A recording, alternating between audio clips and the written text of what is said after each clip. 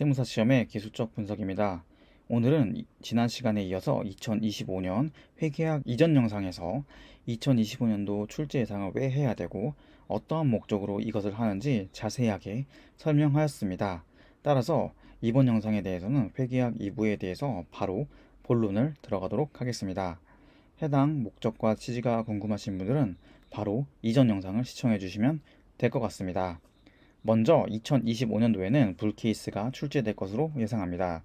여기서 불케이스란 꽈락률이 50% 미만인 난이도로 출제된 경우입니다. 제가 2024년 2차 시험 이전에 베어 케이스와 불케이스, 즉 꽈락률이 50% 미만인 것과 50% 이상일 때 주제를 나누어서 출제 예상을 했었습니다. 물론 이것은 과거 자료이며 기술적 자료입니다. 따라서 이 표를 읽는 방법에 대해서 지금부터 설명해 드리도록 하겠습니다. 먼저 법인세입니다. 법인세는 불케이스, 즉 활용률이 50% 미만이 출제가 됐을 때 기부금, 자산감액, 감가상각 시부인, 감가상각 의제 등이 출제가 되었습니다. 지난 영상을 다시 보실 필요 없습니다. 물론 저야 조회수가 나와서 좋긴 하지만 여러분들의 관점에서는 이 표를 잘 찍으시는 게 더 좋을 것 같습니다. 그리고 이 불케이스가 출제될 때 이런 것들이 출제가 되었고 많은 수험생들이 이걸 가지고 고민을 했을 겁니다. 그래서 당연히 여기 이 표에 있는 주제만큼은 무조건 정리하시는 게 좋습니다. 다음입니다. 2024년도 출제 주제를 반영한 출제 빈도 분석표입니다. 다음은 2024년도 출제 주제를 반영한 출제 빈도 분석표입니다. 2013년도부터 2024년도까지 회계사 및 세무사 출제 빈도 분석표입니다. 목차 부분에 대해서는 선생님마다 조금 다를 수 있으니 이 부분 참고해 주시면 좋을 것 같습니다. 지금은 그냥 쭉 보시면 좋을 것 같습니다. 아래 내용에서 더 자세하게 설명해 드리도록 하겠습니다. 일단 그냥 눈으로 이런 것들이 회계사 및 세무사 시험에 출제가 되었구나 라고 봐주시면 될 것 같습니다. 자, 작년의 가정입니다. 작년에는 회계사 및 세무사 시험을 동일 가중치를 기준으로 S급과 A급과 B급을 선정하였습니다. 이것 또한 지난 영상에서 제공한 자료입니다. 그래서 뽑힌 S급 주제 45주제가 있었습니다. 과세표준과 매출세액, 금융소득과 근로소득, 공통매입세액의 안분계산, 즉 회계사 및 세무사에서 13년도부터 24년도까지 총 18번 출제가 되었다, 17번 출제가 되었다, 15번 출제가 되었다. 이렇게 이 표는 읽으시면 될 것 같습니다. 그리고 이 빨간색으로 표시한 부분이 S급, 즉 매번 나온다, 이거 진짜 계속 나온다 라고 생각을 해서 빨간색을 넣습니다. 평균보다 높은 출제 빈도를 가진 것을 빨간색으로 표시한 것입니다. 여기 아래 보시면 이월결손금과 과세표준부터 우회양도까지 이렇게 검은색 표시된 것이 있습니다. 제가 공부를 진행하면서 이 부분이 나올 때가 되었다, 교수님 혹은 강사님께서 수업 중에 별표를 친 부분 중에서 제가 개인적으로 이 부분은 꼭 가져가야겠다라고 S급으로 선별한 것입니다. 즉 빨간색은 주기성에 의한 중요도 파악, 그리고 검은색은 선생님 혹은 제 스스로가 이것은 정리하고 가야겠다 라고 생각한 부분입니다. 그래서 S급을 45주제로 뽑았습니다. 올해는 2025년도입니다. 즉 이전에 공부한 것과 달리 최신성을 반영하여서 가중치로 주기성을 판단하였습니다. 즉 2024년도 출제를 반영하여 다음과 같은 조건으로 주기성 분석을 진행하였습니다. 범위는 회계사 및 세무사 13년도에서 24년도까지 가중치를 적용한 자료입니다. 하지만 주의할 점이 있습니다. 2024년도 세무사 출제 기준이 명확하게 어디인지 판단하기 어려운 문제들이 조금 있었습니다. 즉 회계학에서 수익 파트 부분이 희한하게도 올해 법인세법에서 출제가 되었기 때문에 이 부분에 대한 분류가 잘못되었을 수 있습니다. 하지만 이것은 작은 것이라고 생각하고 수정한 부분이 있으면 수정해서 올려드리도록 하겠습니다. 13년도에서 24년도 연도별로 가중치를 적용한 자료입니다. 24년 마이너스 4점, 23년 마이너스 3점, 22년 마이너스 2점, 이렇게 오름차순으로 마이너스 4부터 13년도까지 가중치로 점수를 부여했습니다. 활용 방법입니다. 출제 빈도를 뇌피셜로 상상하지 않아도 됩니다. 많은 분들이 그냥 단순하게 홀짝 게임을 한다거나 최근에 많이 출제된 문제야, 이것은 정말로 해야 돼, 약간 이런 뇌피셜로 공부를 하기 시작합니다. 그러다 보니 중요도가 있는 것들을 오히려 놓치고 자꾸 지엽적인 곳으로 가는 경향이 있습니다. 하지만 계산기를 두들기고 이것을 픽스 시켜 놓으면 뇌피셜로 상상하지 않아도 됩니다. 다음은 S급, A급, B급으로 순서대로 정리할 수 있습니다. 이 부분이 굉장히 중요한데요. 중요하고 출제가 예상되는 것을 많이 공부하셔야 됩니다. 이것은 유예생이나 동차생이나 초시생이나 그 누구에게나 해당되는 말입니다.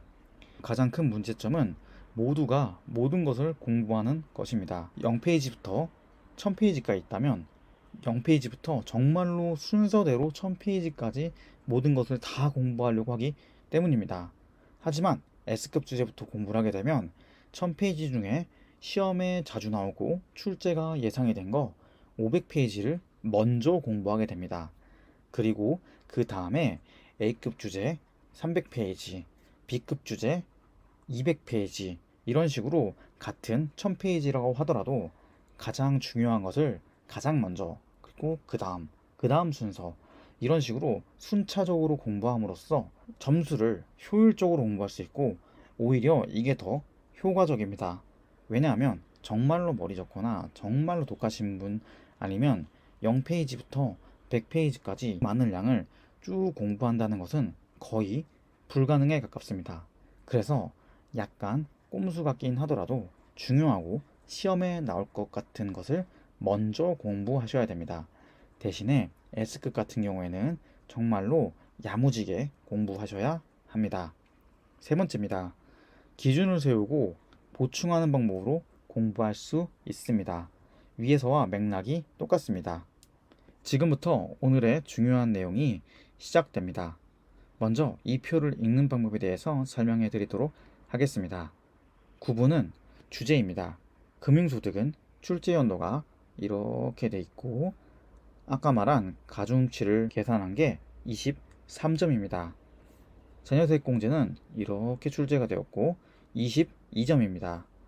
보험료소득공제는 이렇게 출제가 되었고 20점입니다.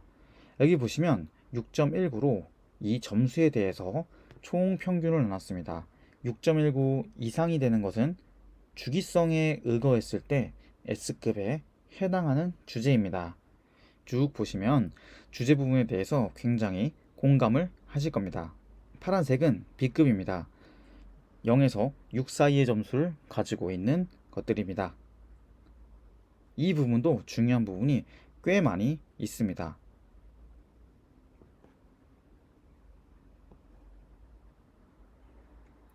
0점 아래는 B급입니다. 상대적으로 구석진 곳이 많습니다. 그리고 최근에 출제되어서 최신성 점수로 밀린 부분이 꽤 많이 있습니다. 즉 공부하실 때 S급부터 공부하시고 그리고 A급, B급 순서로 공부하시면 좋을 것 같습니다. 책에다가 이것을 S급, A급, B급으로 먼저 표시하시고 여기 혹시 모르니 맨 처음 영상 초반에 소개드렸던 이 부분에 대해서도 불 케이스라고 되면 S, 불 케이스, 이렇게 중복으로 표시된 게 S 플러스급입니다. 이 부분에 대해서는 각자 계산해 보시고 책에다가 적어 보시면 좋을 것 같습니다. 목차에 적어 보셔도 좋을 것 같고 연습서가 있다면 연습서 문제 해당 우측 상단에 적어 놓는 것을 추천드립니다. 그렇게 한다면 내가 공부를 할 때 정말로 중요한 주제니까 집중해서 정리하자, 아니면 컨디션이 좋게 만든 다음에 정리를 하자, 문제까지 다 외우자, 이론도 외우고 다 해보자 라고 공부의 강약 조절을 하시면 됩니다. 2025년 출제 예상입니다. 불 케이스가 출제될 것으로 예상하고 있습니다. SAB급을 순서대로 공부하시고 SA급 순서대로 공부하면 중요한 주제부터 커버가 될 예정입니다. 기본서와 세무에게 연습서를 일치화시키는 작업을 꼭 하셔야 됩니다.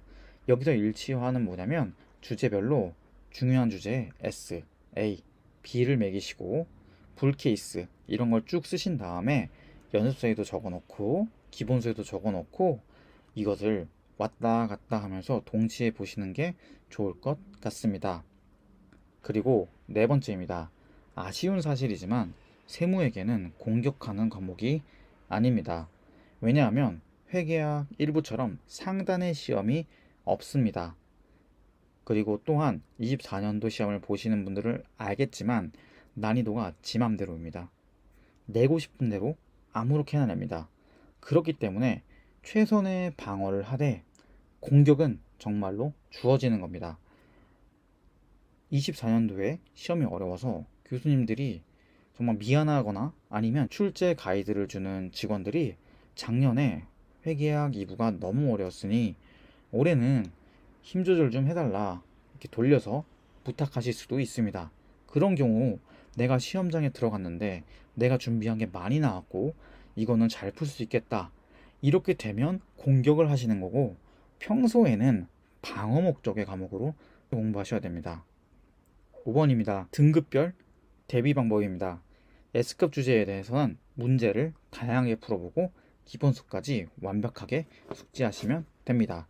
A급 주제는 문제의 다양성보다는 한 권에 집중해서 반복하는 것이 중요하고 기본서와 꼭 연결하시길 바랍니다.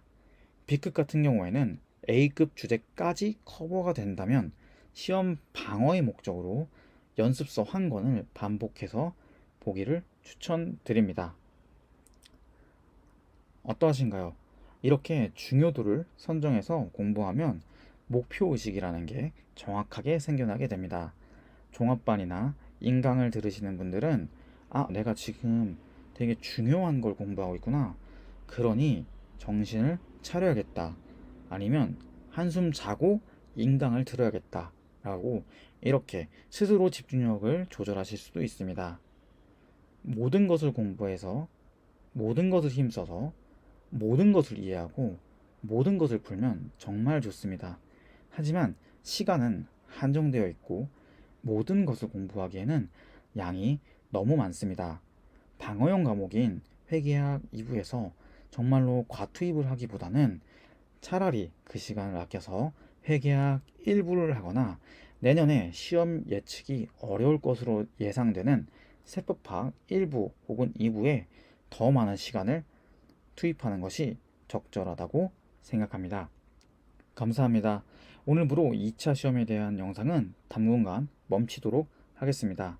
그리고 9월부터는 1차 시험 영상에 대해서 본격적으로 준비하고 있고 업로드할 예정입니다.